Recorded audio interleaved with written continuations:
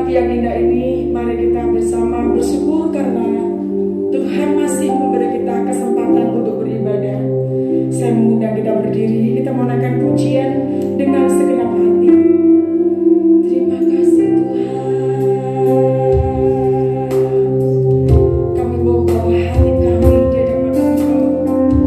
Untuk kami menyembah Engkau ya Tuhan. Dengan segenap hati kami, dengan segenap kekuatan kami, kiranya nama-Mu yang dipermuliakan.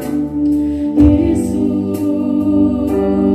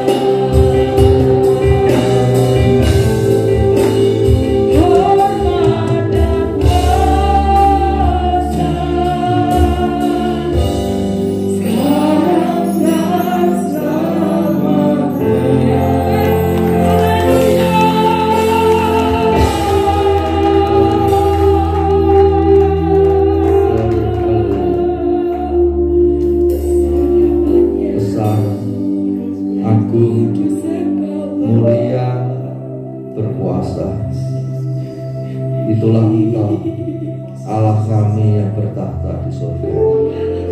Layak Engkau menerima puji, sembah dan hormat kami. Pagi hari ini Tuhan, dengan sikap hormat kami ada di hadapan-Mu.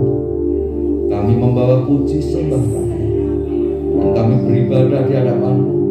Kami rindu ibadah yang kami lakukan pagi hari ini adalah persembahan yang kami berikan di hadapan-Mu. Engkau berkenan untuk menerimanya. Tuhan, kami telah percayakan ibadah kami dari awal sampai akhirnya. Engkau yang berkarya di tengah-tengah kami, Tuhan. Biarlah sepanjang ibadah kami menikmati kehadiran-Mu. Terima kasih Tuhan. Kami buka ibadah ini di dalam nama Tuhan Yesus Kristus. Amin. Amin. Berikan kemuliaan buat Tuhan kita. Amin. Shalom, puji Tuhan. Shalom. Tuhan berkati kita semuanya. Selamat beribadah. Mari kita mau bersama dengan pujian. Tiba saatnya kita berkumpul memuji Dia. Amin.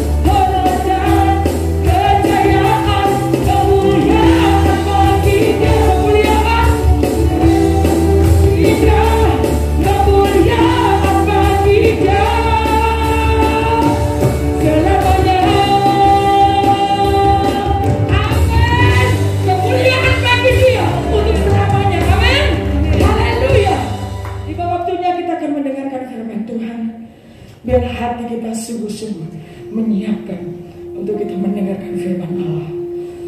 Kau baik Tuhan. Di dalam kondisi apapun, Engkau adalah Allah yang sangat baik.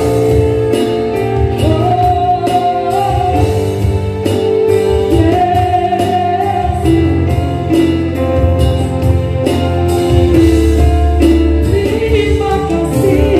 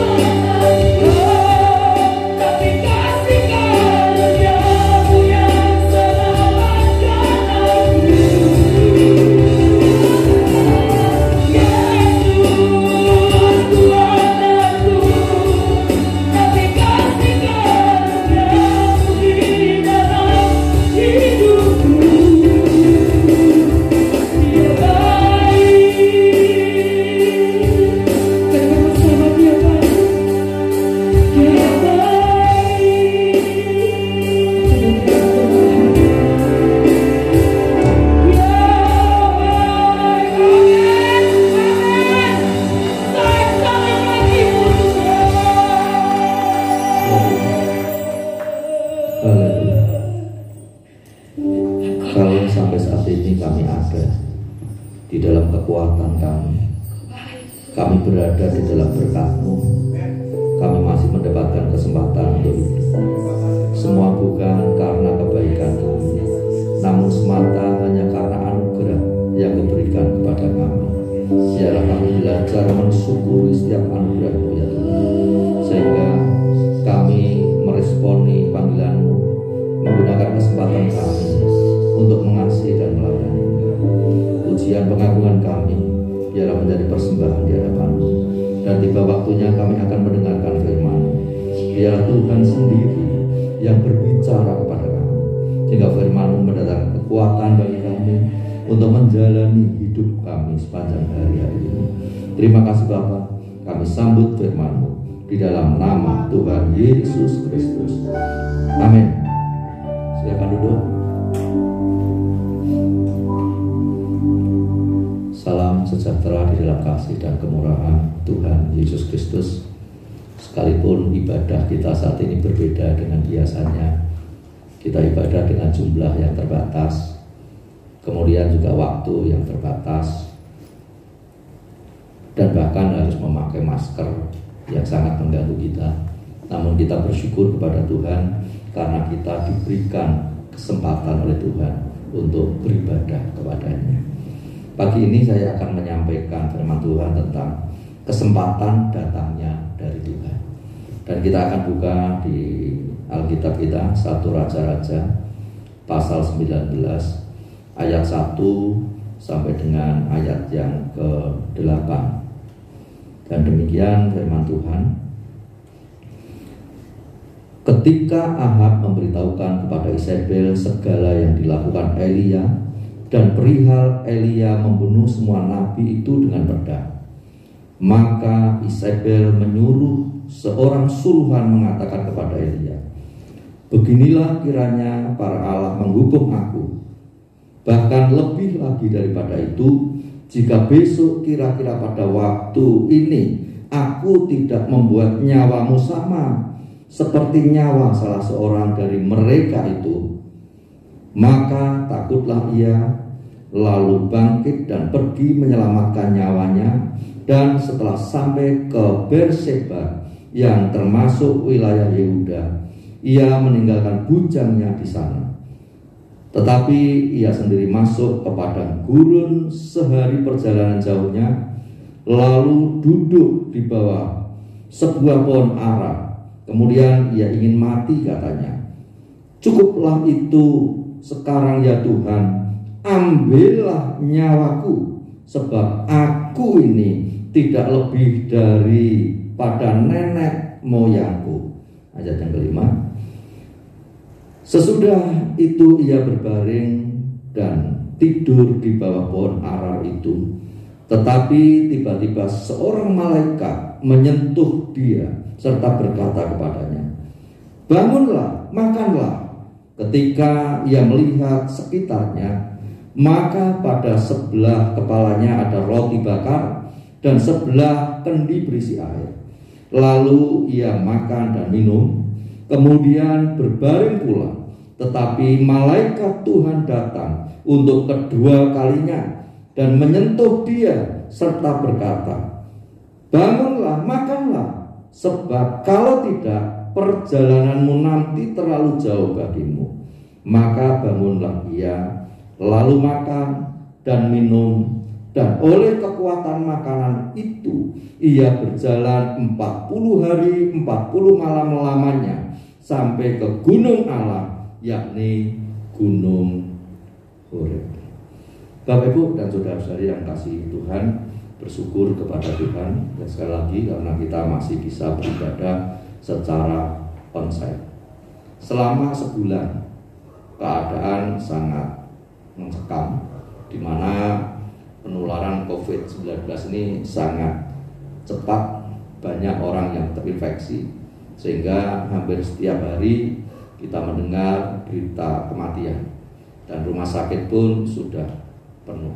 Dan tentunya keadaan itu membuat banyak orang stres, mereka depresi, takut, khawatir, kecewa, dan sebagainya. Rasa yang tidak enak itu rasanya ada semua di dalam dirinya. Dan mungkin kita pun merasakan demikian. Dan mari kita sadari bahwa Allah turut bekerja di dalam segala perkara, di dalam segala keadaan kita untuk mendatangkan kebaikan bagi kita. Dan kalau kita masih berkesempatan hidup sampai saat ini pasti ada maksud Tuhan untuk kita. Kenapa Tuhan memberikan kesempatan untuk kita hidup? Dan mari pagi hari ini kita belajar dari pengalaman Elia. Bagaimana pengalaman Elia bersama dengan Tuhan dan pengalaman Elia ketika dia menghadapi masalah dan tantangan di dalam kehidupan Elia.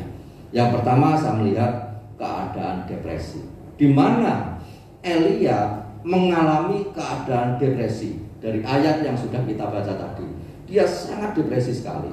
Tetapi sebelum masuk ke situ, saya ingin mengajak kepada Bapak Ibu saudara-saudari melihat Elia di 1 Raja-Raja pasal 17. Maka di situ ada beberapa hal yang dilakukan Elia, di mana Elia melihat kuasa Tuhan yang begitu besar. Dia melihat mukjizat yang begitu besar, dan bahkan Elia sendiri dipakai Tuhan untuk membuat mukjizat yang begitu besar, untuk menyatakan kuasa Allah yang begitu besar. Pengalaman Elia ketika Israel ini mengalami kemarau yang panjang. Tentunya di musim kemarau yang panjang akan terjadi kesulitan secara khusus mengenai makanan. Dan makan itu adalah kebutuhan hidup, kebutuhan pokok setiap orang. Dan orang tidak bisa melepaskan diri dari kebutuhan itu. Namun saya melihat sesuatu yang luar biasa. Ketika Israel berada di dalam kekeringan karena tidak turun hujan, maka Allah memerintahkan kepada Elia supaya Elia pergi ke tepi sungai Kerit. Tentunya ada maksud Allah. Kenapa Allah perintahkan Elia itu pergi ke tepi sungai Kerit? Dan rupanya disitulah Elia melihat karya Allah yang luar biasa. Elia melihat mukjizat yang luar biasa. Ketika dia berada di tepi sungai Kerit, itulah ada pemeliharaan Allah yang luar biasa bagi Elia. Sehingga untuk kebutuhan minum, dia bisa minum air dari sungai Kerit itu. Kemudian untuk kebutuhan makan, Allah perintahkan burung-burung gagak mengirimkan ikan kepada Elia. Dan itu adalah satu peristiwa yang luar biasa. Kalau bukan Allah, mungkin sulit untuk terjadi seperti itu. Maka saya katakan, itu adalah mukjizat yang Allah nyatakan kepada Elia, di mana Allah memelihara Elia di masa-masa kering, di masa-masa sulit. Dia tetap terpelihara dan tidak hidup di dalam kekurangan. Dengan mukjizatnya Allah memelihara Elia. Kemudian juga bagaimana pengalaman Elia ketika dia membuat mukjizat untuk seorang janda Sarfat. Janda Sarfat yang hidup di dalam kehidupan yang pas-pasan, dan bahkan kalau tepung dan minyak itu sudah dibuat roti, itu hanya cukup dimakan sehari. Tetapi ketika dia menyajikan itu untuk Elia, dan rupanya Elia yang diberkati Tuhan inilah menjadi alat Tuhan untuk memberkati janda Sarfat, sehingga tepung dalam tempayan janda Sarfat ini tidak pernah habis. Minyak di dalam buli-buli janda Sarfat ini tidak pernah habis sampai pada waktu Tuhan memberikan hujan atas bumi. Bukankah ini juga satu mukjizat yang luar biasa dan pengalaman Elia bersama dengan Tuhan yang luar biasa?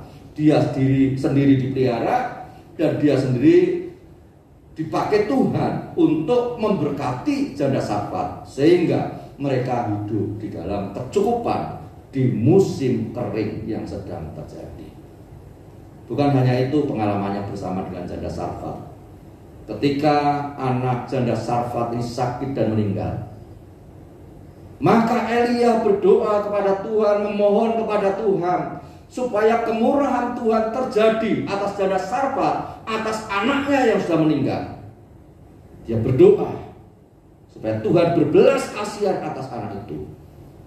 Dan apa yang terjadi?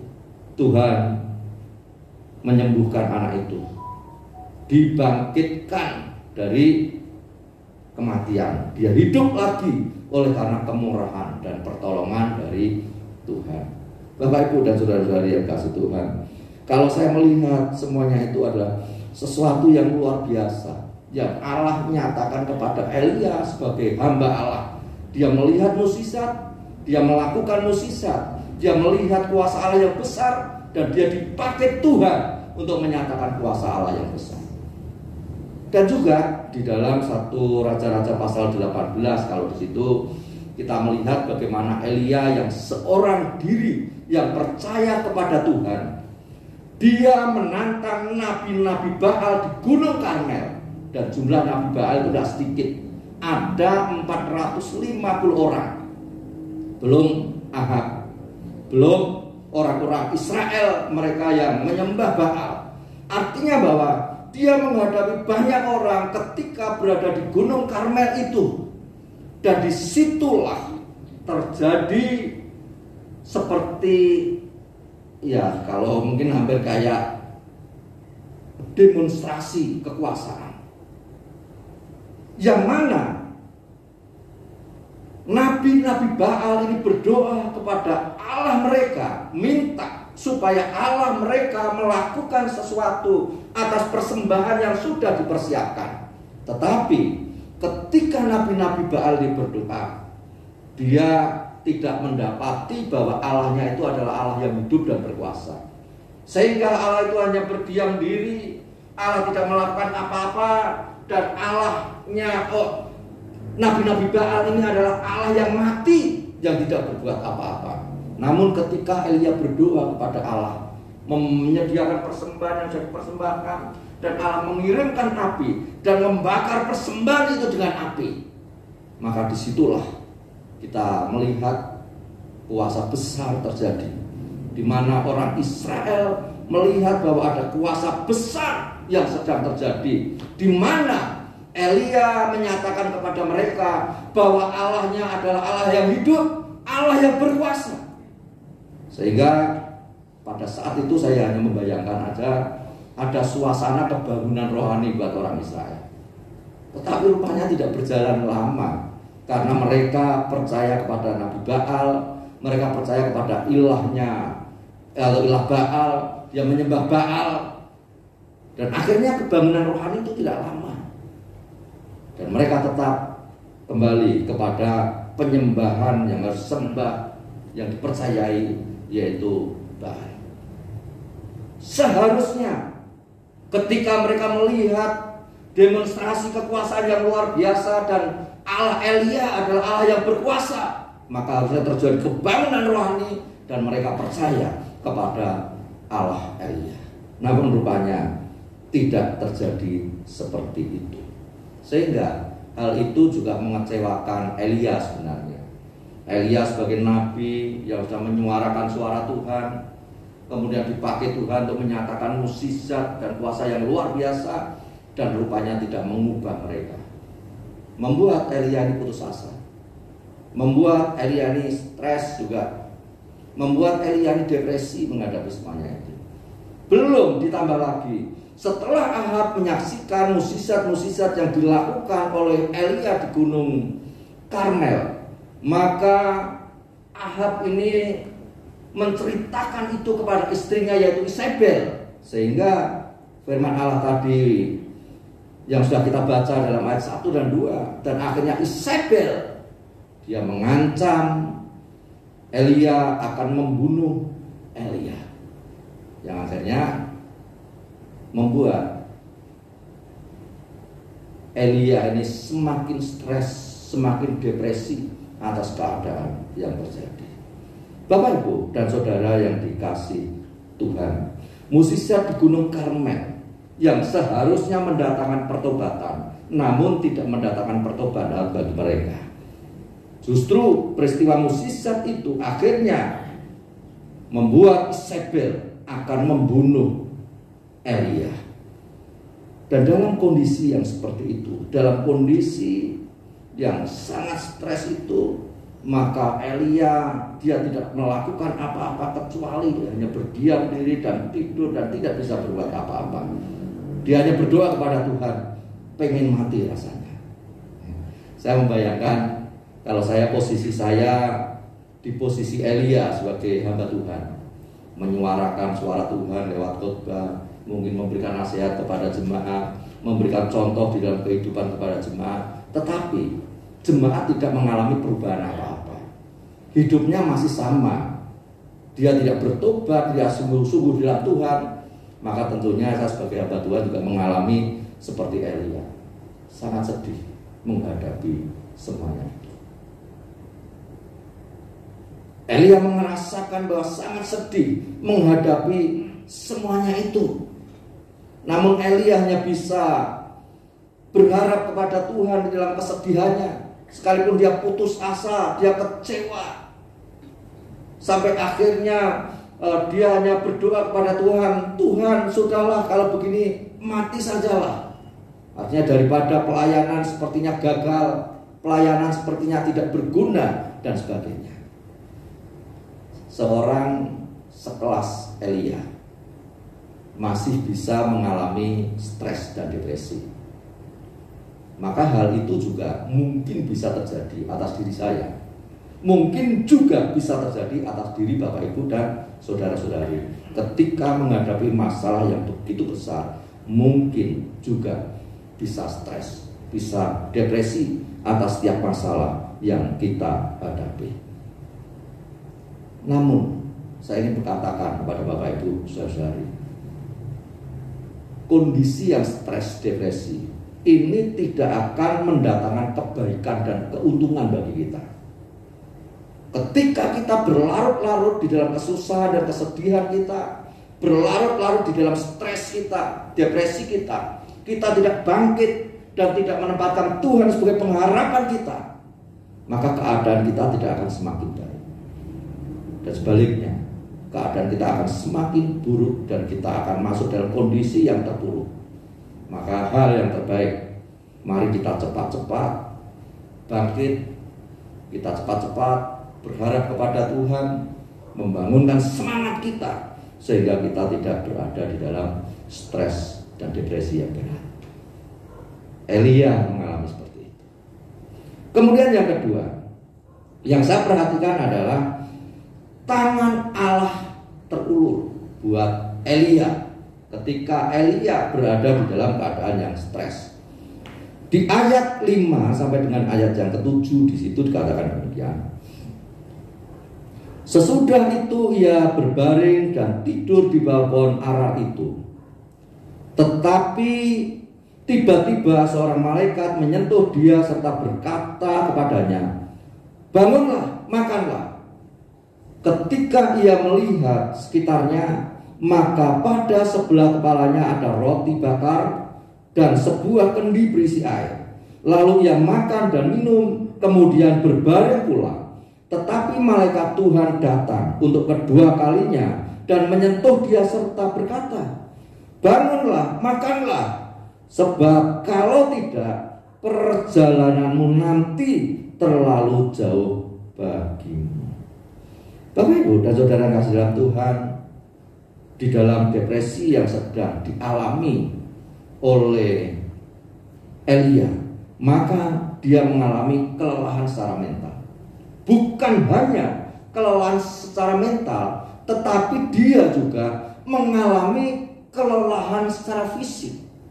Dan akhirnya dia pergi ke satu tempat, dikatakan di situ dia tidur di bawah sebuah pohon ara di padang gurun dalam kondisi yang stres dan lelah. Namun rupanya Allah tidak menegur Elia karena telah melarikan diri menurut kehendaknya sendiri. Allah tahu keadaan dan kebutuhan Elia ini, sehingga ia mengirimkan suruhannya untuk menyediakan air dan roti bakar untuk Elia. Di mana malaikat itu perintahkan untuk datang kepada Elia dengan membawa kebutuhan yang diperlukan oleh Elia, Dan malaikat itu membangunkan Elia supaya Elia makan dan minum. Dan akhirnya Elia makan dan minum, dan setelah makan dan minum tidur lagi. Orang stres itu gitu. Mau makan susah, begitu sudah makan kembali tidur lagi. Jadi orang stres tidak akan menghasilkan apa-apa yang baik kalau dia tidak bangkit. Dan rupanya Elia pun mengalami seperti itu. Dan kita membayangkan bagaimana berat depresi yang sedang dialami oleh seorang Elia pada saat itu. Namun setelah beberapa lama, malaikat Allah itu datang lagi kepada Elia. Dia datang lagi kepada Elia untuk membangunkan Elia yang kedua kalinya. Dia katakan, bangun, makanlah, sebab kalau tidak perjalananmu nanti terlalu jauh bagimu. Saya percaya bahwa itu adalah kemauan Allah, keinginan Allah, sehingga Allah mengutus malaikatnya supaya Elia bangun, makan, ya, supaya tubuh jasmaninya ini sehat. Dan tentunya juga Allah ingin supaya mentalnya juga menjadi sehat. Apa yang dikatakan Allah? Perjalananmu nanti terlalu jauh bagimu. Artinya bahwa dia masih harus melanjutkan perjalanan yang begitu jauh. Ketika itu dia harus berjalan ke Gunung Horeb yang sangat panjang. Dan dikatakan tadi 40 hari 40 malam perjalanannya. Berarti masih jauh.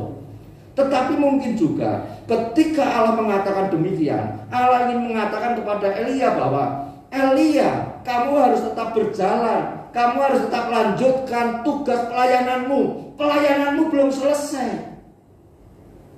Maka harus makan, minum, bangkit, supaya dia bisa kembali melayani Tuhan. Saya melihat di sini seorang Elia. Dia hamba Tuhan, maka hidupnya ada di tangan Tuhan.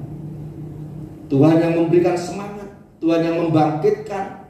Dan bahkan ketika dia berdoa supaya dia mati, Tuhan tidak mendengarkan doa itu. Tuhan tidak menuruti kemauan Elia, tetapi Tuhan membangkitkan Elia, bisa melakukan perjalanan lagi. Dan supaya Elia bisa menyelesaikan tugas yang harus dikerjakannya.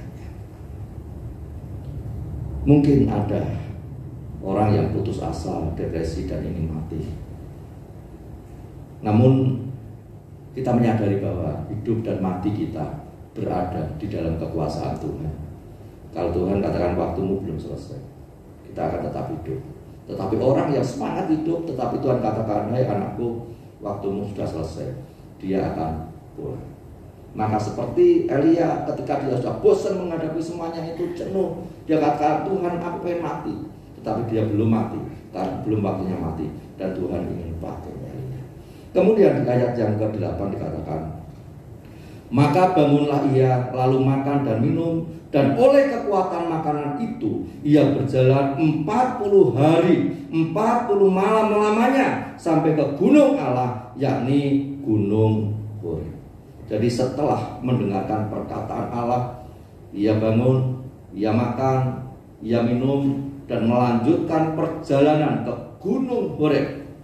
Berjalan 40 hari 40 malam baru sampai tiba di Gunung Horeb. Dan Gunung Horeb ini disebut sebagai Gunung Allah. Dan rupanya ketika berada di Gunung Horeb inilah, maka dia sudah menyelesaikan satu perjalanan dengan kekuatan yang diberikan oleh Allah kepadanya. Pergumulan yang dihadapi, Allah sudah tolong, Allah sudah memberikan kemampuan, kekuatan, Allah membangkitkan semangatnya dan bisa melanjutkan perjalanannya. Bapak Ibu dan Saudara sekalian Tuhan, mungkin kita juga pernah mengalami hal yang sama seperti yang dialami oleh Elia, atau barangkali saat ini dalam kondisi sekarang ini kita juga mengalami hal yang sama seperti yang dialami oleh Elia. Kita melihat keadaan sekitar kita ini jenuh. Kita melihat masalah-masalah yang masih ada saat ini, menakutkan, membuat kita stres dan sebagainya. Dan mungkin kita sudah katakan, Tuhan kami harus bagaimana, kami harus melakukan apa. Mungkin kita sudah tidak bisa melakukan apa-apa. Tetapi saya hanya ingin mengatakan bahwa kasih sayang dan perhatian dari Tuhan tetap tertuju kepada kita.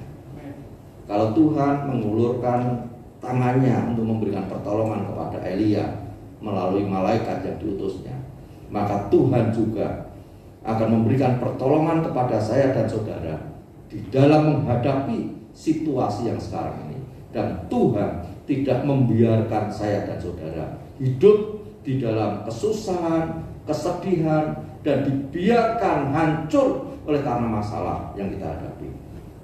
Tetapi Allah akan memberikan pertolongan, kekuatan, kemampuan kepada kita untuk menghadapi hari-hari yang harus kita hadapi. Kemudian yang ketiga, kesempatan melanjutkan tugas. Jadi saya melihat kenapa Allah ini memberikan pertolongan kepada Elia. Allah memberikan kekuatan dan membangkitkan Elia. Allah tidak menuruti keinginan Elia supaya Elia ini mati. Dan rupanya ada maksud Tuhan supaya Elia melanjutkan pelayanan yang diberikan kepadanya, tugas tanggung jawab yang diberikan kepadanya. Sehingga saya masuk di ayat berikutnya yang tadi belum kita baca, ayat 9 sampai ayat 10 di 1 Raja-Raja pasal 19. Di sana masuklah ia ke dalam sebuah gua dan bermalam di situ. Maka firman Tuhan datang kepadanya demikian, apakah kerjamu di sini, hai Elia? Jawabnya, aku bekerja segiat-giatnya bagi Tuhan, Allah semesta alam, karena orang Israel meninggalkan perjanjianmu, meruntuhkan mezbahmu, dan membunuh nabi-nabimu dengan pedang. Hanya aku seorang dirilah yang masih hidup, dan mereka ingin mencabut nyawaku. Di Gunung Horeb, Elia mencurahkan isi hatinya kepada Tuhan, mencurahkan kesedihannya kepada Tuhan. Sehingga di ayat yang ke-10 tadi dia katakan bahwa dia sudah bekerja keras untuk Israel. Dia melayani dengan sepenuh hati, dia melayani dengan hati yang sungguh-sungguh, melayani dengan kasih. Tetapi respon orang Israel kurang baik terhadap pelayanan yang dilakukan oleh Elia. Dia mencurahkan isi hatinya kepada Tuhan. Elia sangat kecewa sampai akhirnya Elia menyerahkan umat Israel ini kepada Allah. Biarlah Allah sendiri yang bertindak atas umat Israel. Bapak Ibu dan saudara-saudara Tuhan, kami sebagai hamba Tuhan pun pernah mengalami pergumulan yang demikian. Kami belajar untuk melayani Tuhan dengan hati. Kami belajar melayani Tuhan dengan kasih, dengan tulus. Tetapi terkadang masih mengalami hal yang sama seperti yang dialami oleh Elia. Seperti umat Israel yang tidak menghargai pelayanan Elia. Namun kembali kami hanya katakan, Tuhan, saya hanya hamba yang melayani, dan Engkau adalah Tuhan saya. Akhirnya ya terserah Tuhan terhadap jemaat domba yang sudah kami layani.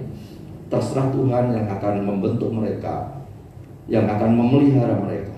Semua akhirnya kalau saya sudah tidak bisa, keputusan itu saya serahkan kepada Tuhan.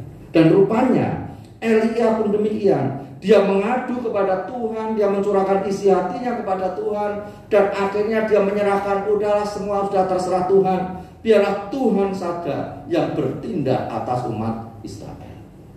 Dan Allah akhirnya memerintahkan Elia keluar dari gua itu supaya dia berdiri di atas gunung. Dan di situ datanglah angin yang besar dan kuat, membelah gunung-gunung dan memecah bukit-bukit batu. Dan setelah angin itu datanglah gempa api dan semua terjadi. Dan setelah itu Allah hadir kepada Elia. Dia bertanya kepada Elia, apa kerjamu di sini, hai Elia?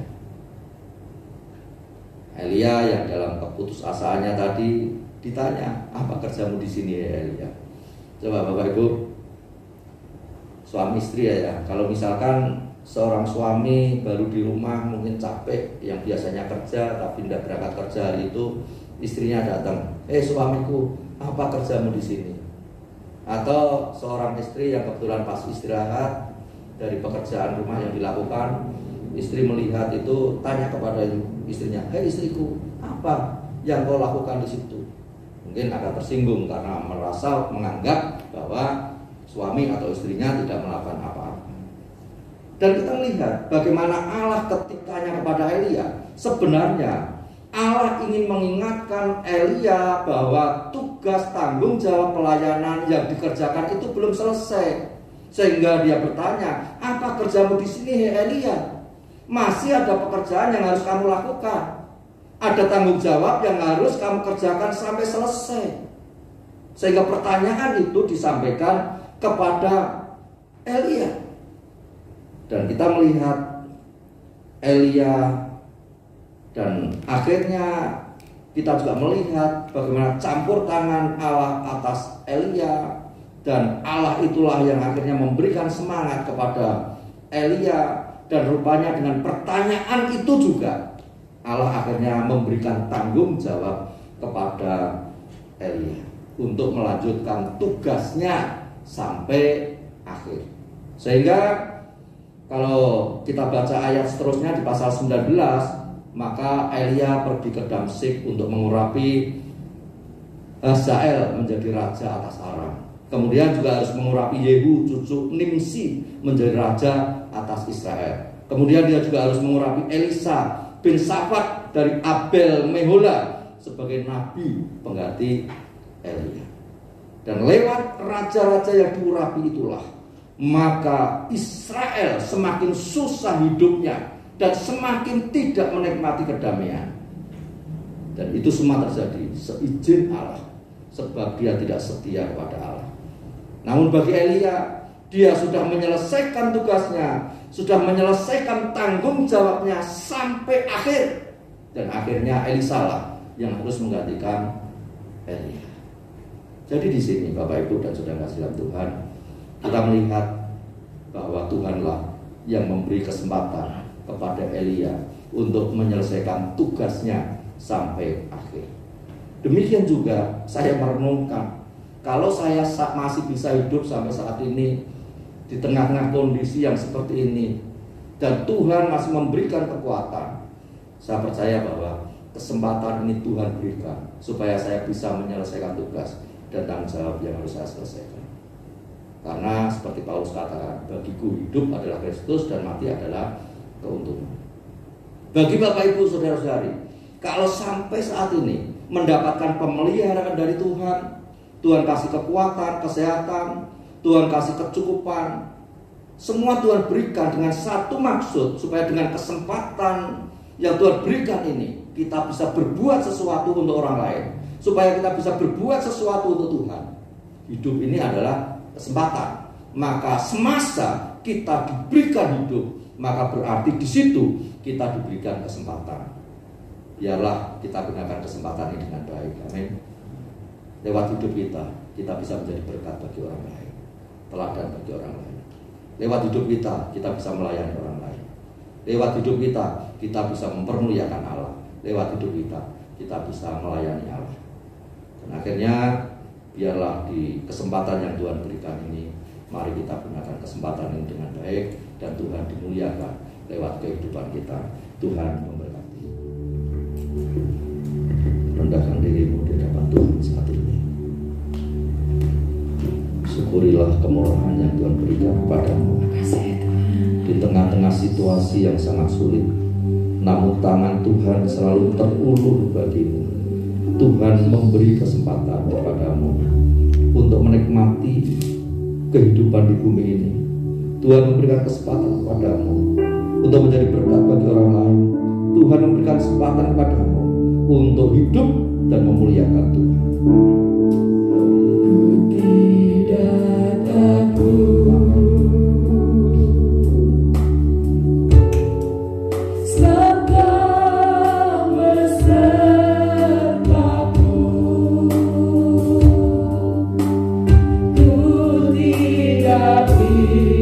Bimbang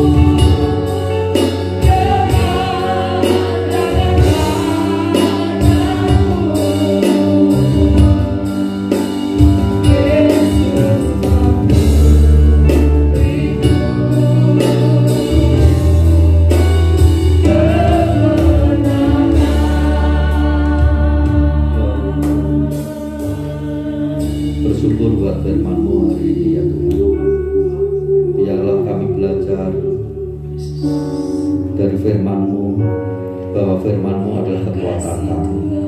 Seperti pengalaman Elia ketika dia di dalam keadaan yang stres, depresi, lelah, tangan-Mu terulur untuk Elia. Kau yang menyediakan yang menjadi keperluan Elia, Kau yang membangkitkan semangat Elia, sehingga Elia boleh melanjutkan perjalanannya, melanjutkan tugas tanggung jawab dan pelayanan yang diberikan. Elia bisa menyelesaikan dengan baik oleh karena kemurahan-Mu. Elia mendapatkan kesempatan untuk menyelesaikan tugas yang Kau berikan kepada Elia. Tuhan, hari ini firman-Mu biarlah menjadi berkat bagi kami, sehingga kami juga menggunakan kesempatan yang Kau berikan kepada kami. Lewat hidup yang Kau berikan kepada kami ini Tuhan, maka hidup kami boleh menjadi berkat bagi orang lain. Kami boleh melakukan tugas tanggung jawab kami untuk melayani Engkau, dan Engkau dimuliakan di dalam kehidupan kami. Terima kasih buat firman-Mu.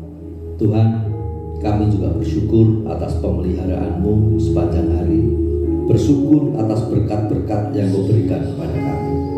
Dan hari ini kami menyisihkan sebagian berkat kami sebagai persembahan kami. Layakkan persembahan kami ya Tuhan, sehingga boleh menjadi persembahan yang berkenan di hadapan-Mu. Demikian juga Tuhan, kami menyisihkan 1/10 dari setiap penghasilan atau berkat yang kami terima. Kami juga rindu Engkau dimuliakan lewat persepuluhan kami. Kami percaya Engkau Tuhan pemelihara kami, Engkau yang selalu memberikan kekuatan, kesehatan, memampukan kami untuk bekerja, dan Engkau yang memenuhi kebutuhan di dalam kehidupan kami ya Tuhan. Terima kasih Tuhan. Kami juga bersyukur buat pimpinan-Mu dalam ibadah kami hari ini. Dan sebentar kami akan pulang. Tuhan yang menyertai kami pulang dengan sukacita dari Tuhan, dan kami juga boleh menikmati keselamatan yang Kau berikan kepada kami, dan boleh sampai rumah kami dengan selamat oleh karena kemurahan-Mu. Dan akhirnya sidang yang dikasih Tuhan, di akhir ibadah angkatlah tangan-Mu untuk menerima berkat. Cinta kasih dan kemurahan dari Tuhan tertuju kepadamu. Diberkatilah rumah tanggamu, diberkatilah hidup nikahmu, diberkatilah keturunanmu, diberkatilah pekerjaan dan usahamu, diberkatilah studimu. Tuhan yang berkuasa atas hidupmu, membuat kau berhasil dan menjadi berkat bagi banyak orang. Terimalah berkat ini. Hamba memohonkan berkat di dalam nama Tuhan Yesus Kristus.